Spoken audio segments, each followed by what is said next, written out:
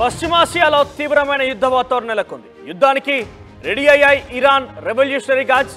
ఇక పశ్చిమ ఇరాన్లో మొదలైన యుద్ధ విన్యాసాలు. మంగళవారం వరకు ఈ మిలిటరీ డ్రిల్ కొనసాగే అవకాశం ఉంది. ఇజ్రాయిల్పై ఏ క్షణమైనా దాడి చేయవచ్చన్న ఒక వార్తలు పెద్ద ఎత్తున సంచలనం రేపుతున్నాయి. మరోవైపు గాజాలో ఇంకా కూడా మరణ మృదంగం ఆగలేదు. స్కూల్పై ఇజ్రాయిల్ చేసినటువంటి దాడిలో 100కు పైగా మృతదేహాలు అక్కడ చనిపోవడం జరిగింది. 100 మందికి పైగా విద్యార్థులు చనిపోయారు. ఇక ఛిద్రమైన శరీర భాగాలతో ఆ స్కూల్ ఆవరణ మొత్తం కూడా నిండిపోయింది. మరికొన్ని ప్రాంతాల్లోనూ బాంబుల వర్షం కురిపిస్తోంది ఇజ్రాయిల్. ఖాన్ యూనిస్ ప్రాంతాన్ని ఖాళీ చేయాలని ఇజ్రాయిల్ ఆదేశాలు జారీ చేసింది. అయితే అక్టోబర్ నుంచి 3వసారి ఆ ప్రాంతాన్ని ఖాళీ చేయిస్తుంది ఇజ్రాయిల్. సో ఇప్పటికే ఇరాన్ ఇజ్రాయిల్పై దాడి గురించి రోజుకో వార్త మనం చూస్తూనే ఉన్నాం. ఏ క్షణం ఏ వైపు నుంచి ఏ మిసైల్ వచ్చి దాడి చేస్తుందో అర్థం కాని పరిస్థితి. ఇంకా కూడా అక్కడ యుద్ధ మేఘాలు కమ్ముకున్నాయి. ఇరు దేశాల మధ్య యుద్ధ వాతావరణం కనబడుతోంది. ఏ క్షణమైనా కూడా యుద్ధానికి రెడీ అంటోంది ఇరాన్ రెవల్యూషనరీ గార్డ్స్. ఇక పశ్చిమ ఇరాన్లో మొదలైంది యుద్ధ విన్యాసాలు. ఏ క్షణమైనా కూడా ఇజ్రాయిల్పై దాడి దిగడం ఖాయంగా ఇరాన్ చెబుతోంది. అయితే ఇరాన్ ఇజ్రాయెల్ మధ్య దాడికి సంబంధించిన వార్తలు మనం కొన్ని రోజులుగా చూస్తూనే ఉన్నాం. సో ఒకరిపై ఒకరు దాడులకు దిగుతూనే ఉన్నారు. ముఖ్యంగా గాజా ప్రాంతంపై ఇజ్రాయిల్ దాడి చేయడం లాంటి చూస్తున్నాం మనం. ఒక స్కూల్పై దాడి చేసిన విషయంలో స్కూల్లో ఉన్నటువంటి సుమారుగా 100 మంది విద్యార్థులు ఎక్కడికక్కడ చెల్లా చెదురుగా వారి శరీర భాగాలు పడిపోయి మృతి చెందారు. సో ఈ రకంగా ఒక యుద్ధ బీభత్సం జరుగుతోంది ఇరాన్ ఇజ్రాయెల్ మధ్య. ఇప్పటికే ఇరాన్కి సంబంధించినటువంటి 3 ప్రముఖ వ్యక్తుల్ని ఇజ్రాయెల్ దాడి చేసి చంపేసింది. అయితే ఈ కక్షపూరితమైనటువంటి దాడి కారణంగా ప్రతిదాడి చేయవలసిందిగా ఇరాన్ నిర్ణయించుకుంది. అందుకే ఇరాన్ రెవల్యూషనరీ గార్డ్స్ సిద్ధమయ్యారు. ఇప్పటికే పశ్చిమ ఇరాన్లో అక్కడ యుద్ధ విన్యాసాలు మొదలయ్యాయి.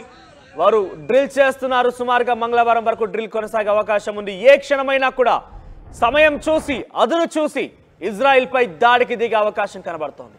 అయితే ఇజ్రాయిల్కి సంపూర్ణంగా టెక్నాలజీ విషయంలో, యుద్ధ విమానాల విషయంలో, మిసైల్స్ విషయంలో కూడా అమెరికా సంపూర్ణ మద్దతునిస్తోంది. అమెరికా సహకారంతో ఇజ్రాయిల్ సంపుష్టిగా అన్ని రకాల ఆయుధాలను సిద్ధం చేసుకుంది.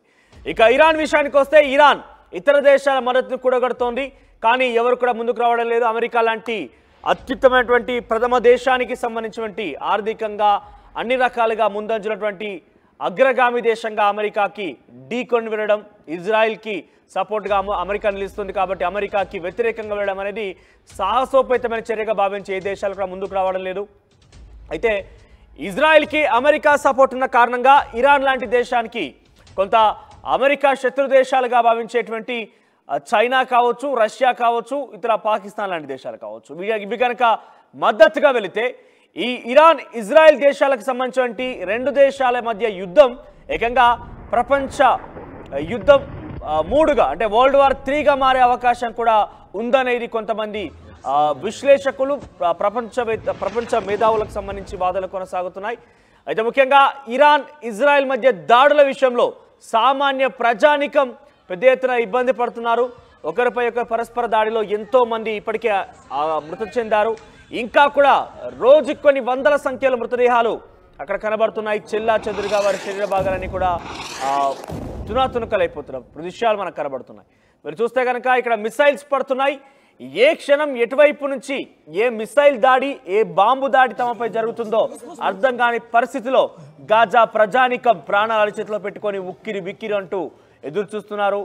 అయితే ప్రాణాల చేతిలో పెట్టుకొని బతుకుతున్నప్పటికీ వారందరిపైన కూడా ఏ క్షణమైనా దాడి జరుగుతున్నటువంటి సిచ్యువేషన్ మనం చూస్తున్నాం. గంటకి మృతదేహాలు కొత్తగా వెలికి తీస్తున్నారు. అయితే కొంత అక్కడ ఆ మృతదేహాలను వెలికి తీసే పని చేస్తున్నప్పటికీ రక్షణ సిబ్బంది అక్కడ ఆ చర్యలకు పాల్పడుతున్నప్పటికీ ఏ శిథిలం మీద టచ్ చేసినా, ఏ శిథిలం కింద చూసినా కూడా కొన్ని 10ల సంఖ్యలోనే అక్కడ మృతదేహాలు కనబడుతున్న దృశ్యాలు మనం చూస్తున్నాం.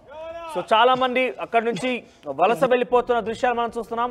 ఆ ఫస్ట్ బాక్స్లో అక్కడ ఆ బీభత్సమైనటువంటి ఆ దాడికి, ఆ మరణ కాండకి భరించలేక వారంతా కూడా ఇతర ప్రాంతాలకు బయలుదేరి వెళ్తున్నారు. ఆ దృశ్యాలు మనం చూస్తున్నాం. వలస వెళ్తున్నటువంటి ఆ దృశ్యాలు చూస్తే కనుక డెఫినెట్గా ఇబ్బందికరంగా ఉంది. చుట్టూ మొత్తం కూడా బిల్డింగులు కూలిపోయాయి. అక్కడ మొత్తం కూడా శిథిలాలు కింద పడి ఉన్నాయి. ఆ శిథిలాల మధ్యలోంచి కడుపు చేతిలో పట్టుకొని పొట్ట చేతిలో పట్టుకొని అంతా కూడా ఇతర ప్రాంతాలకి ప్రాణాలు కాపాడుకునేందుకు బయటికి వెళ్తున్నారు. సో ఈ దృశ్యాలు మనం గాజాలో చూస్తున్నాం. అయితే ఇజ్రాయెల్ తన దాడిని మాత్రం ఆపడం లేదు.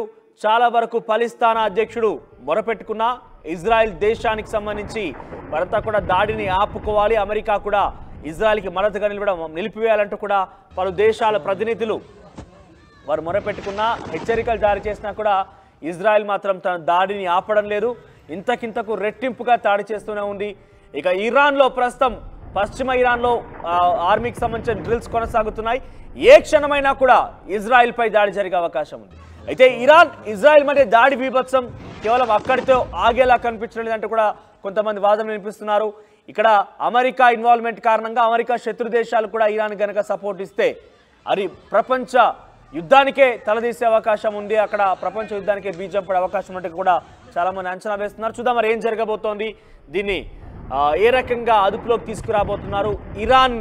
ఇరాన్ దేశం ఇజ్రాయెల్పై ఆల్రెడీ అమెరికా సపోర్ట్ ఉంది కాబట్టి ఇజ్రాయెల్పై దాడి చేసి ఇజ్రాయెల్పై నెగ్గే అవకాశం ఉంటుందా, అసలు ఏ స్థాయిలో అక్కడ యుద్ధం జరగబోతోంది అనేది మాత్రం మనం చూడబోతున్నాం. మరొక 2 రోజుల్లో యుద్ధం ప్రారంభమయ్యే అవకాశం కూడా కనబడుతుంది. ఎందుకంటే ప్రస్తుతానికి అక్కడ మాక్ డ్రిల్ జరుగుతోంది.